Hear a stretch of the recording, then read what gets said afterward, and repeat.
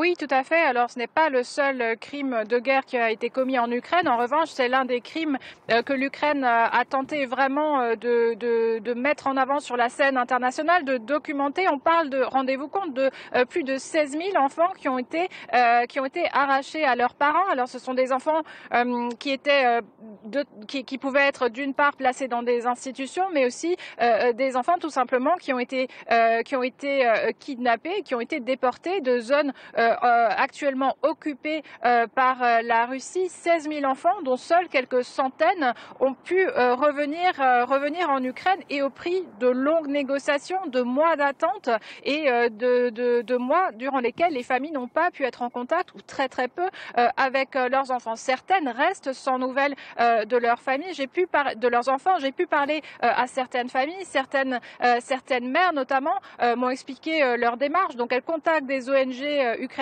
qui peuvent les aider à entrer en contact avec les autorités russes. Ensuite, elles doivent traverser l'Europe, puisqu'évidemment elles ne peuvent pas passer directement d'Ukraine en Russie avec un seul passeport ukrainien. Elles traversent l'Europe, la Biélorussie, elles se rendent dans les centres ou dans les centres dans lesquels les enfants sont emmenés en Russie. Et là, elles doivent négocier le retour de leurs propres enfants. Donc c'est extrêmement compliqué et ça concerne, je disais, 16 000 familles en tout.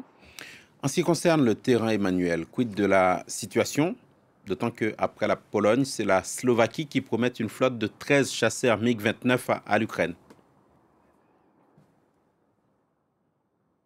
Absolument. Alors c'est une série de bonnes nouvelles pour l'Ukraine. Après la Pologne qui a décidé d'envoyer une douzaine d'avions de combat, la Slovaquie prend une décision similaire. C'est exactement ce qu'espérait Kiev. C'est ce que Kiev avait demandé depuis plus d'un an maintenant. Alors ces avions, c'était complètement impensable pour les alliés, notamment les États membres de l'OTAN, de les envoyer il y a quelques mois. Comme on l'a vu pour les chars Léopard notamment, eh bien ça a changé. La Pologne, comme elle l'avait fait d'ailleurs pour les chars, a fait ce premier geste, et ce qu'espérait Kiev semble être en train de se produire, puisque la Slovaquie a également pris cette décision. Maintenant, le prochain espoir est évidemment que d'autres États membres de l'OTAN prennent des décisions similaires en vue de la préparation de cette contre-offensive ukrainienne qu'on attend ici à Kiev.